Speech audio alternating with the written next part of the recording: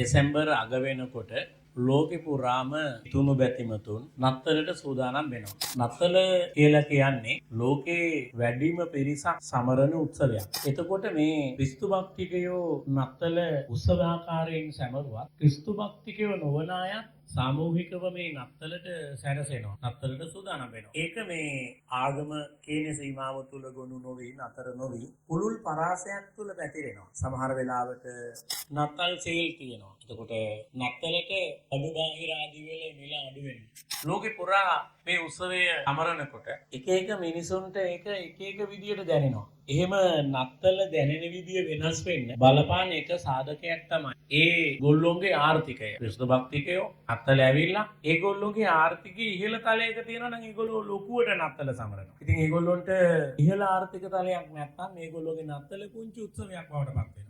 යේසුස් වහන්සේ සාමයේ පණිවිඩය අරගෙන එනකොට ඒක සිද්ධ වෙන්නේ ඒ උපත සිද්ධ වෙන්නේ දිලිඳු ගව මඩුවක. ඒ නිසා දිලිඳු අමතක කරන්නේ නැහැ නත්තලේදී. ඒ වුණාට සමාජයේ අඳුරු අහුමුළු වල දරිද්‍රතාවයේ එක්ක නත්තල දැනෙන විදිය මේ ගීතේ හරි ලස්සනට නිරූපණය කරනවා. තාත්තා දීවරයෙක්. ඔහු එදා වේලස් හරි කර ගන්නවා මුහුදු රස්සාවේ. සාමාන්‍ය කෘෂි වගාවක් පවත්වාගෙන යන කෙනෙකුට වඩා දීවර කර්මාන්තයේ දෙන දුප්පත් මිනිසෙකුගේ ජීවිතේ වෙනස්. ගොවිතැනක් කරන ගොවියෙකුට අද එළවලු ටික කඩා ගන්න බැරි වුණොත්, දරු ටික කඩා ගන්න බැරි වුණොත්, කුරුදු ටික තලා ගන්න බැරි වුණොත්, අලපතල මඤ්ඤොක්ක ටික ගොල ගන්න බැරි වුණොත්, ඒක හෙට හෝ අනිද්දා කරන්න පුළුවන්. ගම්බිරිස් ටික කඩන එක කල් දා ගන්න පුළුවන් සතියකට වුණා. හැබැයි දීවරයෙකුට අද මුහුදු ගිහිල්ලා මාළු කිලෝ 10ක් 15ක් අල්ලන එක හෙට ගියොත් ඒකත් එක්ක මාළු කිලෝ 25ක් අල්ලන්න ක්‍රමයක් නැහැ. එතකොට එයාගේ ඉපයීම කරන්න එයා මුහුදු යා යුතුම වෙනවා. එයාට කල් දාලා ඒක කරන්න ටිකක් අමාරුයි.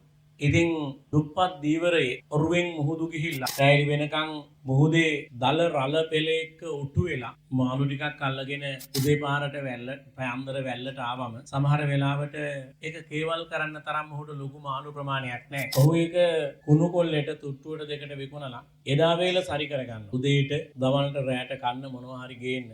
දැන් නත්තල වුණා සමරන්න තියෙන්නේ මේ මුදල විතරයි. ඉතින් අද නත්තල කියලා තාත්තා මුහුදු නොගිහින් ඇරියොත් පුතාට බිරිඳට හෙට කෑම ගේන්න විදියක් නැති වෙනවා. පුතාගේ ඉල්ලීමක් තියෙනවා තාත්තගෙන්. තාත්තයා අද නත්තල් දවසේ නිසා මුහුදු නොගිහින් ඉමුද? තාත්තා කියනවා නෑ මම වේලාසනින් එන්නම්. පුතාට නත්තලට ඇඳුමකුත් අරගෙන දෙන්න. තාත්තා පුතා රවට්ටලා ගියාට වේලාසනින් එනවා කියලා එහෙම වේලාසනින් එන්න බෑ ඉතින්. වේලාසනින් එන්න පුළුවන්. ඒකට මාළු නැති වෙන්න පුළුවන්. එහෙම වුණොත් හෙට උදේට දවල්ට රැට උයන්න දෙයක් ගේන්න විදියක් නැති වෙයි. පුතාට ඒ තාත්තා කරන ආර්ථික අරගලය තේරුම් ගන්න තරම් දුරක් ඔහුට පේන්නේ නැහැ. ඔහු තාත්තට ළඟ නැති තාත්තට හිතින් නමතනවා. තාත්තේ නත්තල කියලා මට එහෙම අලුත් අඳුම් මොකුත් ඕනේ නැහැ. මාළු ඕනේ නැහැ. අද එන්න නත්තල ලං වෙලා තියෙන්නේ. මේ අපිට ගීතිකා කියන්න යාතිකා කරන්න යන්න විදියක් නැහැ. තාත්තා එන්න. සේද වලාවන් පා වෙලා යනවා නගරෙට.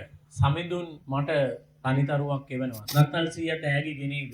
ළමයා ළඟ නැති තාත්තත් එක්ක සිතින් නමතමින් නත්තල සමරන විදිය මේ ගීතේ හරි ලස්සනට ගොනු කරලා තියෙනවා. නත්තල පිළිබඳ වෙනත් ඉසව්වක ගැයෙන ගීතය මනරම් ගැයීමක් බවට පත් වෙලා තියෙන්නේ චාමර රණවක. අහලා බලමු. චාමර රණවක කියන ලාංඡනයේ ඇතුළේ තියෙන වෙන විදියක ගීතයක් නේ. අහලා බලන්න හැඩ සින්දුවක්.